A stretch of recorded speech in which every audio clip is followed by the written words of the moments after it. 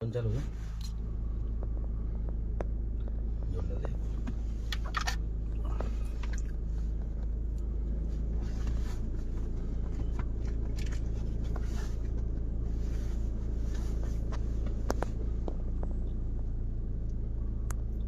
नमस्कार दोस्तों, आज हम दोनों भाई, मैं और अबरार दोनों भाई आज जो 13 तारीख का थप्पड़ कांड था और नरेश भाई साहब का जो एपिसोड हुआ उसको लेकर हम दोनों भाई आज लाइव हैं। 13 तारीख की मॉर्निंग को मैं और भाई साहब सुबह कार्यालय से उठ के महादेव जी के मंदिर में जाके रोक लगा के पूजा अर्चना करके हम चुनाव के लिए निकल पड़े देवली की तरफ डूब क्षेत्र में। हम 3-4 गाड़ियों के साथ थे जिनकी परमिशन हमने ले रखी थी। उन गाड़ियों के साथ हम देवली डूब क्षेत्र में निकल चुके। वहां हमने 2 या 3 पंचायतों में हमने प्रचार किया, वोट की मांग की। वोट मांगने के बाद में भाई साहब के पास फोन आता समरावता से कि भाई साहब यहाँ वोटों का बहिष्कार कर रखा है, तो आपको यहाँ आना चाहिए। गांव वालों की तरफ से फोन आया। भाई साहब वहां से पूरा जो अपना बूथ मैनेजमेंट वो छोड़ के सीधा हम वहां से 80 किलोमीटर 90 किलोमीटर समथिंग था समरावता गांव, वहां उसके लिए निकल पड़े और हम आधे पौन घंटे में वहां पहुंच गए। वहां पहुंचने के बाद में भाई साहब ने समरावता जो गांव वाले उनसे बात की। उन्होंने जो भाई साहब को बताया कि भाई साहब हमारा जो क्षेत्र है वो उनियारा से 80 किलोमीटर वो 20 किलोमीटर पड़ता है, जबकि देवली से 80 से 90 किलोमीटर दूर हमारा गांव पड़ता है। लेकिन उन्होंने जो किया, उन्होंने बताया कि ये हमारा गांव पड़ता है 90 किलोमीटर देवली से और उनियारा से 20 किलोमीटर, तो हमारी मांग ये है कि हम वोटों का बहिष्कार कर रहे हैं, कि इसलिए कर रहे हैं कि हमारा गांव जुड़े, आज ही और अभी जुड़े। कलेक्टर हमको आके बताए कि आपका गांव हम उनियारा में जोड़ रहे हैं, हमको वहां जाने में दिक्कत होती है। भाई साहब ने उन सबकी गांव वालों की बात सुनी और बात सुन के भाई साहब वहां धरने पे बैठ गए। डिप्टी साहब भाई साहब से बात की, डिप्टी साहब ने कहा, भाई साहब को समझाया। भाई साहब ने कहा ठीक है, मैं तो कुछ नहीं बोल रहा, मैं तो गांव वालों के साथ हूँ। गांव वाले जैसा करना चाहते हैं हम उनके साथ है। गांव वाले जो बोल देंगे कि यहाँ से चले जाओ, धरना समाप्त कर दो, हमारी मांगे मान ली गई है, तो हम अभी के अभी जाने के लिए तैयार है। इस एपिसोड होने के बाद में सब कुछ हो गया। डिप्टी साहब ने और एक एडिशनल एसपी थी लता जी, उन्होंने भाई साहब से बात करवाई कलेक्टर साहब की। जैसा हम वहां थे, हम बता, भाई साहब ने कहा कलेक्टर साहब का फोन आ रहा है, आप लाउड में बात कर लो। लेकिन गांव वालों ने एक ही बात कही कि कलेक्टर साहब मौके पे आए, हमको लिखित में आश्वासन दे, या फिर वो उनकी मुंह जवानी से हमको आश्वस्त करें। कलेक्टर साहब जब तक यहाँ नहीं आएगी, जब तक हम यहाँ से नहीं उठेंगे, वोट का बहिष्कार करेंगे। बाकी बात भाई आप रखो आपकी बात। साथियों, जब भाई साहब धरने पे बैठे थे तो धरने बैठने के बाद में जब मामला बढ़ चुका था, भाई साहब सभी बूथों को छोड़ करके भाई साहब धरने बैठे हुए थे, तो भाई साहब ने मेरे से खुद से कहा कि यार एक बार इन अधिकारियों से बात कर ले, और अधिकारियों से बात करने के बाद में इनका जो भी आश्वासन अपन को मिलता है जो इनसे पूछ लो एक बार। तो मैं और सुनील भाई और साथ में 2 साथी और थे, हम सब ने जाकर पुलिस अधिकारियों से हमने खुद ने बात की थी। हमने कहा साहब आप हमारी जो भी इनकी मांग है, गांव वालों की जो मांग है, इस मांग को आप मानो, और मांग को मानने के बाद में साहब आप एक काम करो, कलेक्टर से बात कर लो, ठीक है। कलेक्टर से आप अगर यहाँ नहीं बुलवा सको तो साहब आप कलेक्टर के पास फोन करके लाउड स्पीकर पे गांव वालों के सामने लाउड स्पीकर आप हम फोन का हम खोल देंगे और लाउड स्पीकर पे गांव वाले जो भी इनकी मांग है उसको सुन लेंगे और ये बोल देंगे। लेकिन वो यहाँ तक भी तैयार नहीं थे। फिर बाद में एसडीएम ने खुद ने कहा कि ठीक है, मैं कलेक्टर से मैं कलेक्टर के पास फोन कर रहा हूँ और आप जाओ और आप बोल दो भाई साहब से। मैंने कहा ठीक है भाई साहब। मैं गया भाई साहब, मैंने कहा भाई साहब मेरे को फोन करके, और वो एसडीएम खुद आ रहा है आपके पास यहाँ पे बात करने के लिए। लेकिन हम फिर वहां के भाई साहब पास हम धरने पा गए। फिर धरने पाने के बाद हमने एसडीएम साहब हमने वेट किया। एसडीएम वहां से निकल चुका था। निकलने के बाद में जब एसडीएम वहां से निकल गया, निकलने के बाद में फिर जाकर के उसने जो वहां के जो लोकल जो वो थे, वो जो 1-2 आंगनबाड़ी वाली थी और 2 एक और थे, उन लोगों से उसने फर्जी वोट डलवाए। वोट डलवाने के बाद में उनके पास ना तो कोई आईडी थी, ना कुछ नहीं था उनके पास, कोई आधार कार्ड था, वोट आईडी उनके पास कुछ नहीं थे। उसने वोट डलवा दिया। वोट डलवाने के बाद में जब हमको पता लगा, जब गांव वालों ने वहां से आकर कहा, भाई साहब से कहा कि भाई साहब उसने वोट डलवा दिए। और वोट डलवाने के बाद में जब भाई साहब वहां गए, भाई साहब ने वहां जाकर जो भी घटना हुई वो आपके सामने आपको पता ही है। फिर उसके बाद में वहां से आकर भाई साहब फिर हम आकर के भाई साहब धरने पाके बैठ गए। धरने पाके बैठने के बाद में बाद में भाई साहब अगर वो चाहते तो वहां भी भाई साहब क्या बोलते वो अरेस्ट कर लेते। अरेस्ट उन्होंने, उनका मकसद ये था कि भाई 6 बजे बाद में वोटिंग पड़ने के बाद भाई साहब हम अरेस्ट करेंगे, ठीक है। वहाँ जो था वोटिंग का, हाँ, वोटिंग का तीनों जो कर्मचारी थे उसी गांव के थे। आशा सहयोगिनी थी उसी गांव की थी। एसडीएम साहब ने उनसे वोट दिलाया, प्रेस में मिला के वोट दिलाया कि बोले अगर आप वोट नहीं दोगे तो आपको आशा सहयोगिनी के सरकार की नियुक्त की हुई होती है, आपको हटा दिया जाएगा और आपको वोट देना ही है। प्रेस में आके उन्होंने वोट दिया। वोट देने के बाद जैसे भाई साहब के आगे कान में बोला, एक लड़का आया गाँव का, बोलो भाई साहब वहाँ फर्जी वोट दिलाए जा रहे हैं। अब वोटों का मतलब ये होता है, बहिष्कार का मतलब एक वोट भी अगर पंचायत में पड़ जाता है बूथ पे तो उसको बहिष्कार नहीं माना जाता है। एसडीएम के ऊपर कलेक्टर साहब का प्रेशर था, पता नहीं किसका प्रेशर था, जो भी एसडीएम साहब ने पत्रकारों को बताया, एक वोट भी अगर उसमें पड़ जाता है बूथ के ऊपर तो उसको बहिष्कार नहीं माना जाता है। इसलिए एसडीएम साहब ने उसको वोट को दिलवाया, तीनों सरकारी वोट। जैसे ही भाषा को पता लगा कोई भी इंसान होगा जो 3 घंटे खुद की जो मेन दिन होता है वोटिंग का, अपनी लाइफ का डे होता है उनका, हारो जीतो अलग बात होती है, लेकिन उनको छोड़ के एक गांव वालों के बीच में बैठा उनकी जायज मांग के लिए, और उसके बावजूद सरकार के नुमाइंदे उस चीज को फेल करना चाहते हैं, तो चाहे आप हो चाहे नरेश मीणा हो, कोई भी इंसान हो, उसको गुस्सा आना जायज है। उनका गुस्सा नाजायज नहीं था। वहां पे हर आदमी गुस्सा आता है। उनके ऊपर यह नहीं लिखा हुआ था कि वो जाट है, मीणा है, गुजर है, मुस्लिम है, माड़ी है, रेगर है, जो भी कास्ट हो, एन कास्ट, उनके ऊपर लिखा हुआ नहीं था कि ये वो कास्ट के हैं। होने के बाद में जैसे ही वो प्रकांड होता है, मीडिया चलाता है कि अमित चौधरी की मारी झापड़, मतलब एक कास्टवाद में उसको तुरंत डाइवर्ट कर दिया जाता है। भाई साहब धरने पे आके बैठते हैं। जब भी भाई साहब एक ही बात कहते हैं कि साहब अब भी टाइम है, मैं यहाँ बैठूंगा क्योंकि गांव वालों के साथ मैं बैठा और गांव वाले मेरी उम्मीद पे बैठे हुए हैं कि हमको ये आदमी आया न्याय दिलाएगा, और मैं इनका जब तक न्याय नहीं मिलेगा चुनाव और लड़ लूंगा। लेकिन आज का दिन इनकी लाइफ का, मेरी लाइफ का दिन, ये दिन दोबारा नहीं आएगा। चुनाव बाद में भी लड़ा जा सकता है, लेकिन जब मेरे विश्वास करके पूरा गांव मेरे साथ बैठा है तो मैं इनको बीच में छोड़ के नहीं जाऊंगा। गांव वालों की, भाई साहब ने उनको समझाया भी था, गांव वालों की एक ही मांग थी। गांव वालों ने कहा भाई साहब हम आपके साथ है। कलेक्टर साहब महोदय मौके पे आ जाए, मौके पे आने के बाद में वो हमको आश्वस्त कर दे। भाई साहब ने बार बार, पहले शुरू में कलेक्टर महोदय ने बात की, जब गांव वालों ने एक बात की कि फोन पे बात नहीं करेंगे। दोबारा फिर मैंने रबरार भाई ने डिप्टी साहब से कहा, मैं साहब आप एक बार कलेक्टर महोदय से इनकी बात करा दीजिए या लिखित में आप व्हाट्सएप पे बना दीजिए। तो हमारे को जवाब था कि बार बार हम तुम्हारे नौकर थोड़ा लग रहे। उनका जवाब था कि बार बार हम तुम्हारे नौकर थोड़ा लग रहे, जो बार बार तुमसे हम कलेक्टर से बात, कलेक्टर को छोटी मोटी चीज थोड़ना जो हम आपकी बार बार बात कराएंगे। कहने के बाद में हम भाई साहब के पास बैठ के आके, सब कुछ अच्छा चल रहा था, धरना चल रहा था, वोटिंग खत्म हो चुकी थी, सब लोग प्यार प्रेम से, हमारा जो कार्यालय था प्रधान कार्यालय टोंक, वहां से खाना बन के हमारा खाना आया था। जैसे खाना हमारा समराता गांव के बॉर्डर पे पहुंचा, दिन भर से सब कार्यकर्ता भूखे थे, सब कार्यकर्ता मौजूद थे वहां पे। जैसे ही वहां बॉर्डर पे आके पहुंचा, पुलिस ने हमारा खाना रोक दिया। जैसे ही खाना रोका, खाने में जो लेके आए खाना हमारे, उन्होंने भाई साहब को कॉल किया कि भाई साहब अपना खाना बॉर्डर रोक दिया। भाई साहब वहां से भाग के गए।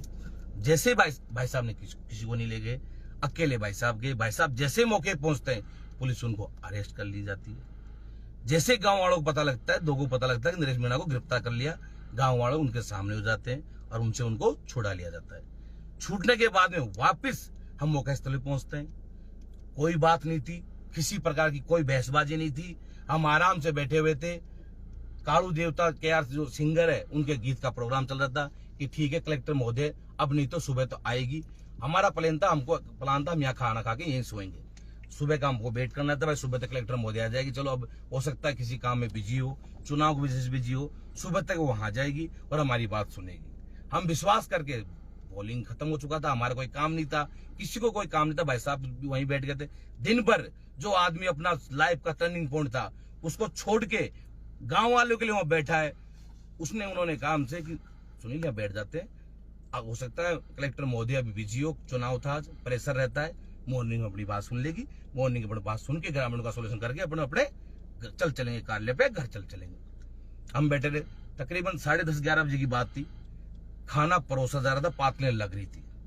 जैसे कार्यकर्ता बैठते, अचानक होता, फोन आया था उनका उससे पहले बात करने के लिए, उससे पहले अबरार भाई के पास फोन आया था, एसपी साहब रूप सिंह का फोन आया था। रूप सिंह जी डोई, उनका फोन आया था। रूप सिंह डोई का फोन आया था और वो मेरे फोन में फोन कर रहे थे। उन्होंने ये कहा था कि अब पता नहीं रूप सिंह जी का वो जानकार हो, एसपी महोदय कोई जानकार हो, पता नहीं, उसका हमको पता नहीं है क्या क्या नहीं है।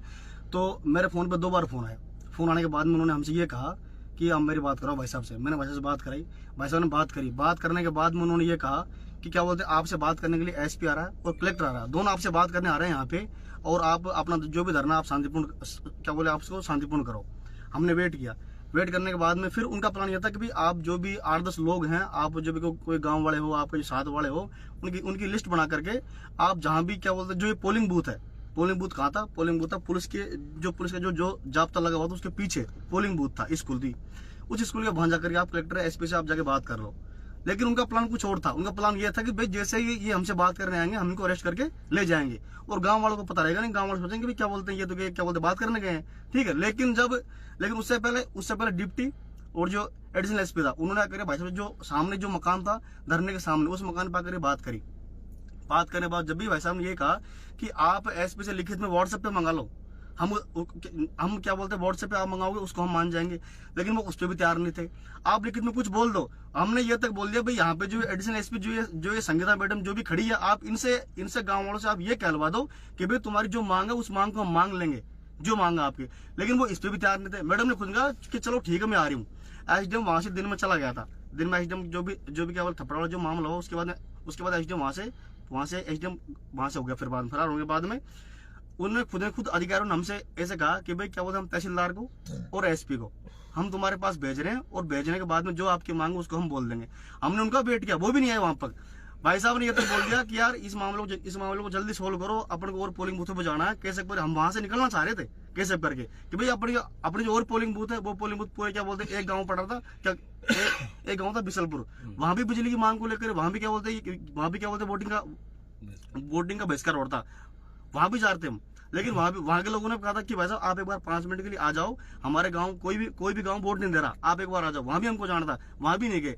तो हम खुद चाह रहे थे कि भाई साहब की कोई पुलिस का अधिकारी बोल दे गांव वालों के बीच में आकर के, कोई बड़ा अधिकारी, कोई एसपी, कलेक्टर, कोई भी आ जाए, लिखित में कुछ तो देते हमको, जो फिर हम फिर यहाँ से निकले।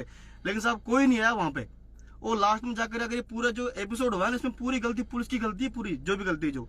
उसके बाद में फिर रूप सिंह ने कहा कि यार मैं खुद आ रहा हूँ वहां पे, कलेक्टर एसपी नहीं आए, क्या बोलते मैं खुद आ रहा हूँ, और मैं खुद आकर मैं कलेक्टर से एसपी से मैं खुद आके बात करूंगा।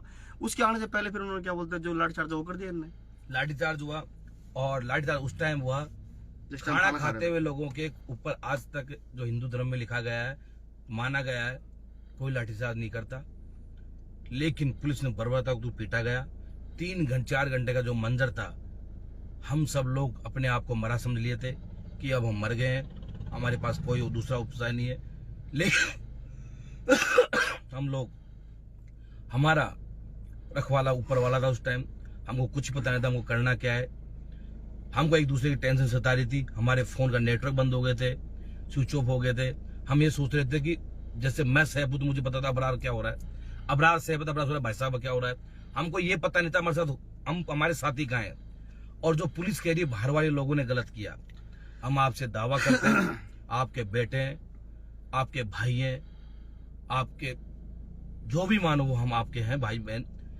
अगर हमारी जरा सी भी गलती हो, अगर नरेश मीणा टीम की जितने भी लोग बाहर के थे 1% गाली काटी हो, झापड़ दिए पुलिस वाले के, किसी तू भी खाओ, जब तक उन्होंने कुछ नहीं कहा, तो आप जो हमको हमारी टीम को सजा देने हो, हम सजा के लिए तैयार है। लेकिन मैं सबसे निवेदन करना चाहता हूं कि हमारे साथ जो हुआ, आज हमारे साथ हुआ है, नरेश मीणा के साथ हुआ है, कल तुम्हारे साथ होगा। मैं सर्व समाज को कह रहा हूं, आज मीणा समाज के नेता के साथ हुआ है, युवा नेता है। अगर वो कहीं से लेकर कहीं गलत है तो आप हमको दंड दीजिए, लेकिन अगर हम गलत नहीं तो हमारे साथ लगिए। इस कठिन घड़ी में हम आपसे आशा करते हैं कि आप हमारा साथ दो। हाँ, हम दावे के साथ, कोई अगर मीणा समाज का, किसी भी समाज का लीडर हमसे पूछना चाहता है, हमसे लिखाना चाहता है कि हम गलत हो तो फिर उचित सजा दी जाएगी, तो हम लिखने के लिए तैयार है कि आपने आगे से कुछ भी नहीं किया। लास्ट में जो भी हुआ, जब महिला को ऊपर पुलिस के द्वारा बर्बरतापूर्वक लाठें दी जा रही थी, उनको जिस स्थिति में पीटा जा रहा था, वो हम लोगों से देखा नहीं गया। जब जाके हमने बीच बचाव किया गया है, उन महिलाओं को बचाया है, उनसे छुड़वाया है।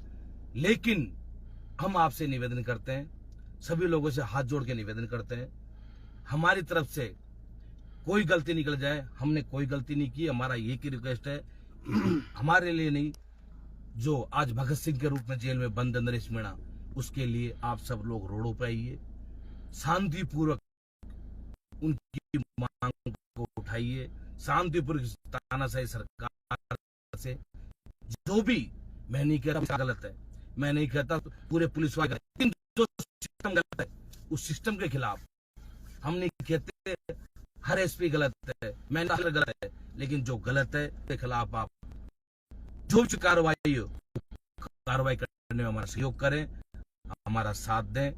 आप जिंदाबाद। हमें उसमें सब लोग जो भी डिसाइड आप लीजिए, कहाँ सभा करने, कौन सभा में नहीं आएगा, आप सभी लोग बता देना